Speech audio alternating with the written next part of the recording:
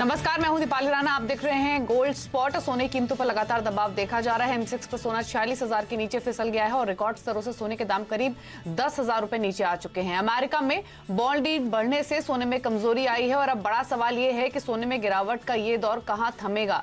क्या मौजूदा स्तर नए निवेश के लिए अच्छे हैं या आगे और कमजोरी देखने को मिल सकती है? इसी पर हमारा फोकस रहेगा।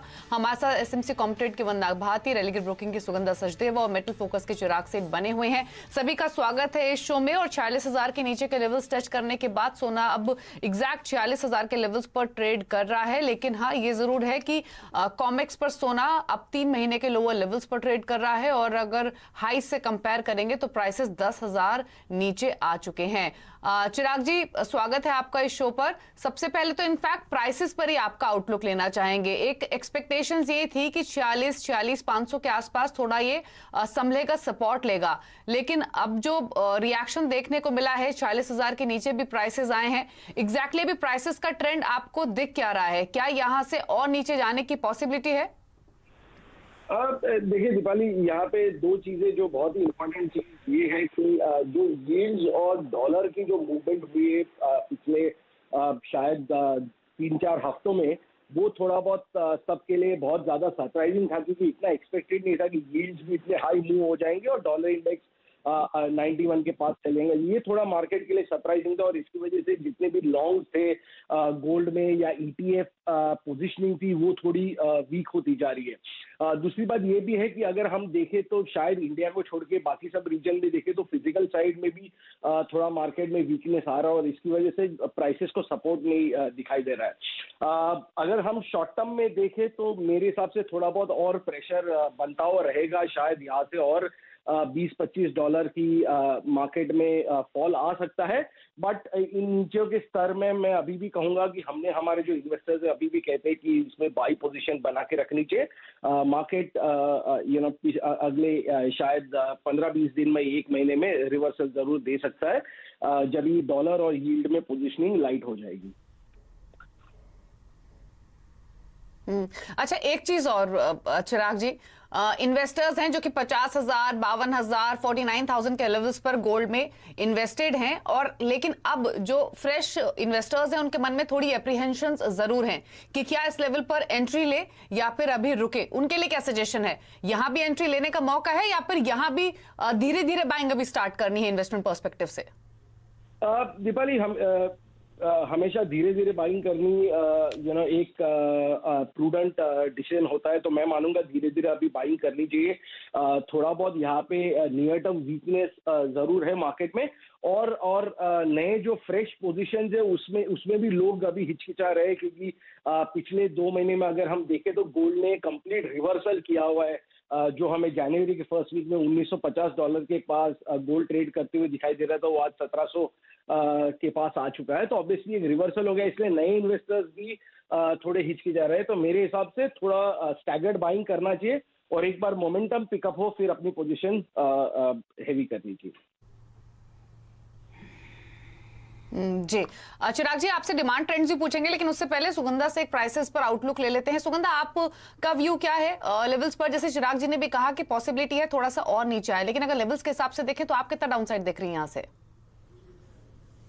Good morning Deepali. गोल्ड की प्राइसेस की बात करें तो भी प्राइसेस काफी वीक नजर आ रहे हैं। प्राइसेस ने 46,500 जो एक स्ट्रॉन्ग बेस था, in fact I mention this level last week also, ये लेवल को ब्रेक किया है और अभी यहाँ से फर्दर डाउनसाइड देखने को मिल सकती है। बट यहाँ से स्लाइटली कॉशियस रहने की जरूरत है, बिकॉज प्राइसेस काफी ओवरसोल्ड नजर आ रहे हैं। इस साल की अगर बात करें तो ऑलमोस्ट 7 से 8% तक का हमने डिक्लाइन आते हुए देखा। इट्स ऑल बिकॉज जो हमने डॉलर इंडेक्स में एक रीबाउंड आते हुए देखा, इक्विटीज में स्ट्रॉन्ग गेन है और यूएस की बॉन्ड यील्ड्स काफी हद तक बढ़ रही हैं। ये तीनों फैक्टर्स रहे हैं जिसकी वजह से गोल्ड के prices are under pressure. But वहीं अगर देखें तो फेड का अकोमोडेटिव मॉनेटरी पॉलिसी स्टैंड अभी भी कंटिन्यूड है, जो गोल्ड के प्राइसेस को लोअर लेवल्स पे सपोर्ट प्रोवाइड करेगा। इंटरनेशनल प्राइसेस की बात करें तो 1750 एक क्रूशियल सपोर्ट एरिया की तरह एक्ट कर रहा है और प्राइसेस अभी वहीं होवर कर रहे हैं। अगर ये लेवल ब्रेक हो जाता है, in that scenario we can see prices slipping to a level of $1680 an ounce as well. और यहाँ पर डोमेस्टिक मार्केट्स की बात करें तो 44,800 तक के लेवल्स देखने को मिल सकते हैं।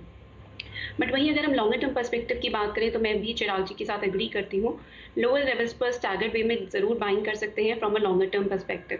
इंट्राडे की बात करें तो मुझे लगता है कुछ राइज मिलता है प्राइसेस में towards level of around 46,200 short positions initiate कर सकते हैं। स्टॉप्स रहेंगे 46,420, डाउन साइड में हमारे टारगेट्स रहेंगे 45,800। Having said, I would again like to reiterate 1750 international markets में एक स्ट्रॉन्ग बेस की तरह एक्ट कर रहा है।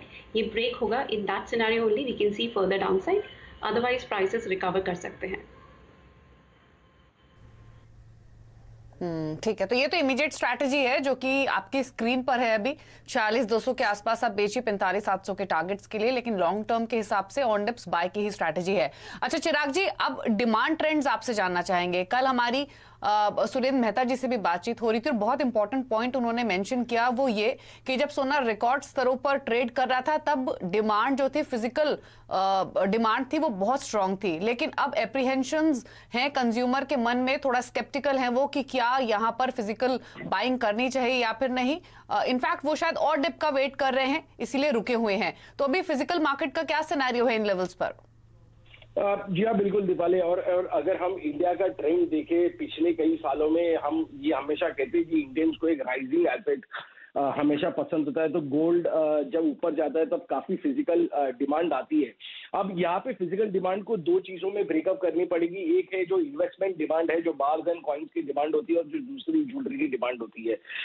ये जरूर बात है कि जो physical demand, bars and coins की डिमांड है, वो कंप्लीटली स्लो डाउन हो चुके हैं, क्योंकि जैसे आपने कहा कि लोग वेट कर रहे हैं सोने को और नीचे गिरने के लिए और ऑप्टिमम लेवल पे बाई करने के लिए, जबकि ज्वेलरी डिमांड में थोड़ी बहुत पिकअप जरूर देखने को मिली है। आई थिंक ज्वेलरी डिमांड में दीपाली हम कंसिस्टेंटली पिकअप देख रहे हैं पिछले 2 महीने से, क्योंकि एक है कि जो हमारा मानना है कि एक पिछले साल का एक 40-50 टन की जो पेंटअप डिमांड थी जो नहीं आ पाई, वो ऑब्वियसली Q4 और Q1 में वो पेंटअप डिमांड हमें आते हुए दिखाई दे रही है। और दूसरी जो सबसे बड़ी बात ये है कि काफी शादियां इस बार जो है, शादी का सीजन इस बार जून जुलाई तक मेंटेन रहेगा। तो जैसे जैसे भाव गिरता है, तो जो लोग अपनी शादियों की डिमांड के लिए वेट कर रहे थे गोल्ड बाइंग करने के लिए, वो मार्केट में आ रहे हैं। तो फिजिकल डिमांड वीक है इन्वेस्टमेंट की तरफ से अगर हम देखें, बट ज्वेलरी डिमांड में जरूर स्ट्रेंथ दिखाई दे रही है। जी, तो डिमांड धीरे धीरे इंप्रूव होनी चाहिए, एक्सपेक्टेशंस तो यही है, लेकिन हाँ फिलहाल थोड़ी डिप जरूर हुई है। वरना आपका व्यू क्या है, क्या स्ट्रैटेजी है गोल्ड पर इन लेवल्स पर? दीपाली, मुझे लग रहा है जो फिजिकल बाइंग यहाँ पे करना चाहते हैं वो यहाँ पे कर सकते हैं। एक बार मुझे लग रहा है कि प्राइसेस 45,500 तक आ सकते हैं यहाँ पे MCX में, और मुझे लग रहा है कि ये एक बहुत अट्रैक्टिव लेवल है लेने के लिए। एक्सट्रीम एंड हम यहाँ पे वेट नहीं कर सकते, क्योंकि वहाँ पे फिर बाइंग रह जाती है। तो मेरे ख्याल से रेंज बाइंग यहाँ पे बहुत अच्छी स्ट्रैटेजी रहेगी। 45,000 से 46,500 तक फिजिकल में जिनको बाइंग करनी है वो यहाँ पे कर सकते हैं। इमीडिएट मुझे लग रहा है कि इतने लोअर लेवल के बाद थोड़ा सा रिबाउंड यहाँ पे आते हुए हम देख सकते हैं अप टू 46,000, लेकिन यहाँ पे सस्टेन करना थोड़ा सा मुश्किल हो रहा है। बिटकॉइंस में भी अट्रैक्टिव यहाँ पे इन्वेस्टमेंट है, जिसकी वजह से एक प्रेशर आते हुए गोल्ड पे हम देख रहे हैं। तो अल्टीमेटली मुझे लग रहा है कि थोड़ा सा यहाँ पे करेक्शन और है, 45,000 तक प्राइसेस नीचे की तरफ आ सकते हैं। जी, चलिए शुक्रिया चिराग जी गोल्ड पर अपने कमेंट देने के लिए। लेकिन अब क्विकली सिल्वर पर भी एक स्ट्रैटेजी ले लेते हैं। सुगंधा बताइए, सिल्वर भी इनफैक्ट गोल्ड के साथ साथ नीचे आया है, 67,500 के आसपास ट्रेड कर रहा है, क्या व्यू है इन लेवल्स पर? Dipali, I would prefer to wait on the sidelines अभी in silver, because prices is 71,550 जो एक crucial resistance है उसको break नहीं किया है, and on the downside they have given a break of 67,700। अभी अगर prices वापस से 68,350 के ऊपर sustain करते हैं, then only I would prefer long positions in silver। Silver मुझे comparatively as compared to gold better नजर आ रही है। Silver के fundamentals काफी positive है। इस साल डिमांड भी काफ़ी पिकअप होने की एक्सपेक्टेशंस है from the side of solar panels, और इंडस्ट्रियल डिमांड अदरवाइज भी मुझे लगता है काफ़ी स्ट्रॉन्ग रहने की एक्सपेक्टेशन है। बट ओनली इन केस 71,550 का लेवल ब्रेक होता है तभी एक मेजर अपसाइड देखने को मिलेगी प्राइसेस में। Otherwise I think prices are likely to consolidate in a narrow band only, और इंट्राडे में भी only in case 68,350 level is breached I would prefer long positions for targets of around 69,350। Stops रहेंगे 67,700। ठीक है, चलिए gold spot से आगे बढ़ते हुए अब क्रूड पर बातचीत कर लेते हैं। इंटरनेशनल मार्केट में तो $63 के आसपास ही ब्रेंट के प्राइसेस ट्रेड कर रहे हैं, और कई सारे रीजंस रहे हैं जिसके कारण हमने क्रूड में स्पेशली काफी स्ट्रांग मोमेंटम बनते हुए देखा है। अगर आज का सेशन भी अगर आप देखेंगे तो थोड़ा वॉलेटाइल जरूर रहा है क्रूड के लिए, लेकिन यहाँ से अब आगे की स्ट्रैटेजी क्या होनी चाहिए उस पर बातचीत करते हैं। वंदना, ऑन डिप्स खरीद के चलना है क्रूड या ये प्रॉफिट बुकिंग एक्सटेंड हो सकती है? दीपाली, मुझे लग रहा है कि आज का जो डिप यहाँ पे आया उसको यूटिलाइज करना चाहिए एज अ बाइंग अपॉर्चुनिटी, क्योंकि इस पर जो प्रोडक्शन हॉल्ट हुआ है वो ऑल ऑफ सडन हुआ है यहाँ पे, और 15% टेक्सास में यहाँ पे बिल्कुल प्रोडक्शन कम हुआ है मेरे ख्याल से। तो यहाँ पे रिफाइनरीज कम काम कर रही हैं और यहाँ पे डिमांड ऑलरेडी है यहाँ पे यूएस में। तो मेरे ख्याल से 4300 पे एक बार बाई करना चाहिए, डिप पे बाई करना चाहिए। अपसाइड मुझे लग रहा है कि अभी भी यहाँ पे 4550 4570 है, तो यूटिलाइज करना चाहिए इस डिप को बाइंग के लिए। जी, तो ऑन डिप्स बाय करने की स्ट्रैटेजी है क्रूड पर। एक ब्रेक के लिए रुक रहे हैं, जब लौटेंगे तो बेस मेटल्स पर आउटलुक लेंगे, आज के हॉट कमोडिटी भी आपको बताएंगे। जल्द वापस आते हैं।